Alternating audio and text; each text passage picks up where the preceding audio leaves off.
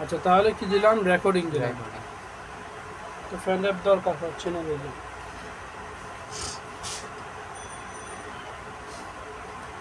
Recording দেওয়ার পরে আমরা যা কাজ করবো তাই রেকর্ড হবে। তাহলে প্রথম হলো আমরা এটাকে অল সিলেক্ট করব, দ্বিতীয় হলো এটাকে কপি করব, এরপরে আমরা নতুন ফাইল নেব, নিয়ত যায় নতুন ফাইল নেব।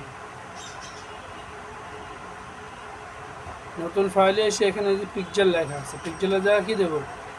ইঞ্চি দেব। এখন এখানে ফোরারের জন্য আমরা 4/6 ইঞ্চি, ফোরারের জন্য কি 4/6, এখানে 300 থাকবে ক্রিয়েট। এখন এখানে পেস্ট করব, পেস্ট করার পর এটাকে আমরা উপরে রাখবো, প্রয়োজন অনুযায়ী সামান্য একটু ছোট করে দিতে পারি।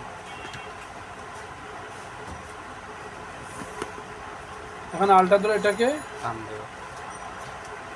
দিলাম, দুটাকে আমরা কন্ট্রোল দিয়ে ওই যে পাতার মতো কন্ট্রোল দিয়ে এক করলাম, করে আলটা ধরে নিচে টানলাম। এরপরে আবার পেস্ট দেব, পেস্ট দিয়ে কন্ট্রোল টি দিয়ে এটাকে ছোটো করবো। এখানে সাইজও দিতে পারি, এই যে হোয়াইট অ্যান্ড হাইট। হোয়াইট হবে স্ট্যাম্প সাইজের জন্য 0.85 IN আর 1 IN, মানে 0.85 আর হচ্ছে 1, এটা স্ট্যাম্প সাইজের জন্য। বুঝে আসছে নাকি? এখন কী করবো? একটাই বানাবো, এটারে আমরা আবার কপি করব, আলটা ধরে কপি করব।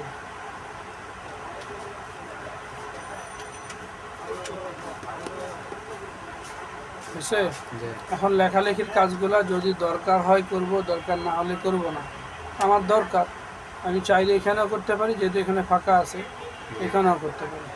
এখন আমি নিচে করতে চাই, তাহলে নিচে আমি সিলেক্ট করলাম, সিলেক্ট করে এখানে লেয়ার প্লেটে নতুন একটা লেয়ার নেব, নিয়ে একটা গ্রেডিয়েন্ট কালার হোক আর নর্মাল কালার ফিল হোক, যেটা হোক আমি করলাম, করে এখানে টাইপ টুল দিয়ে টাইপ করব।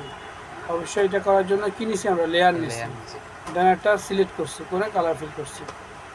তো এখন এখানে আমরা লিখব, কি লিখব? ডিসচার্জ দিলাম, ডিজিটাল জোন লিখব, ডিজিটাল ছবি নাম্বার D11600 দিয়েছিলাম, মনে আছে? হ্যাঁ, এখন লিখবো address 34 north do hall road,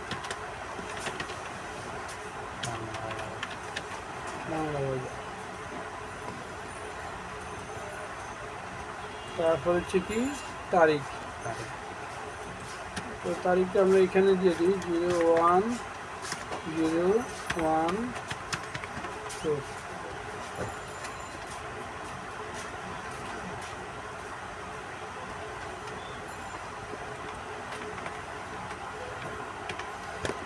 এখন কি করবো? ছবিটা আবার পেস্ট করবো, এটা আগে কপি করা আছে, আবার পেস্ট করলাম, ছোট করে এখানে বসাই দিলাম।